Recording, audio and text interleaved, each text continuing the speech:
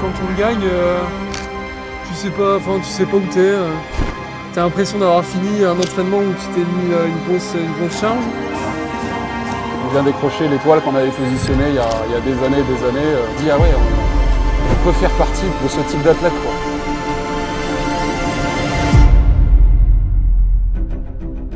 On a eu pas mal de pépins avec Matt, des belles montagnes russes.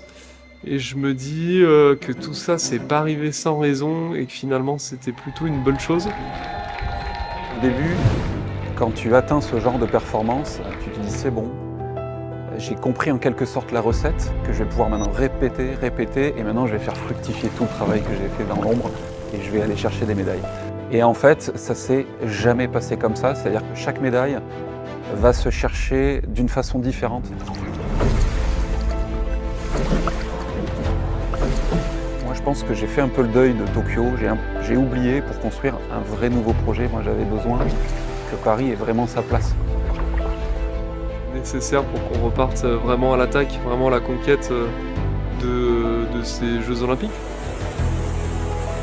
À chaque fois qu'on s'est éloigné l'un de l'autre, par la force des choses, par des blessures, etc., celui qui est resté, on a tiré quand même profit, c'est-à-dire qu'à un moment donné, tu es obligé d'aller chercher d'autres ressources, de prendre peut-être un autre rôle aussi, d'être beaucoup plus acteur, beaucoup plus moteur. L'enjeu pour moi, à ce moment-là, c'était de donner envie à Valentin de se donner au maximum chaque jour. Et je pense que c'est ce que j'ai plutôt réussi à faire, en mettant beaucoup d'engagement, beaucoup de bienveillance, de sérénité aussi dans ce projet. Et du coup, je suis plutôt fier de moi là-dessus.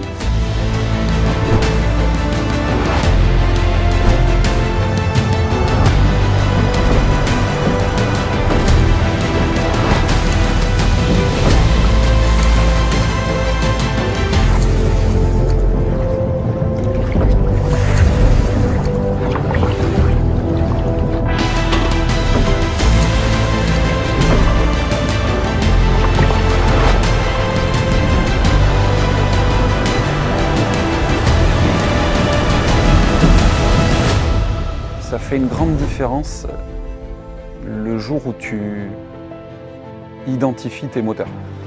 Et d'avoir peur des autres. Je sais que tout le monde va être super fort. Et du coup, ça m'anime au quotidien, ça me fait peur, mais en même temps, ça me fait vibrer. J'ai envie d'aller les chercher, de tenter le coup. Il ne faut pas compter que sur le bon jour où tu te lèves du bon pied et tu sens que tu as l'énergie de tout casser et tu y vas. En fait, il faut avoir l'engagement maximal quasiment chaque jour. Moi, je le fais aussi pour des choses plus nouvelles. Le fait que je sois papa, le faire pour montrer des choses à mon fils qu'il ne peut pas réaliser encore, mais que je crois qu'il réalisera plus tard. De faire tomber en fait ce qu'on croit impossible.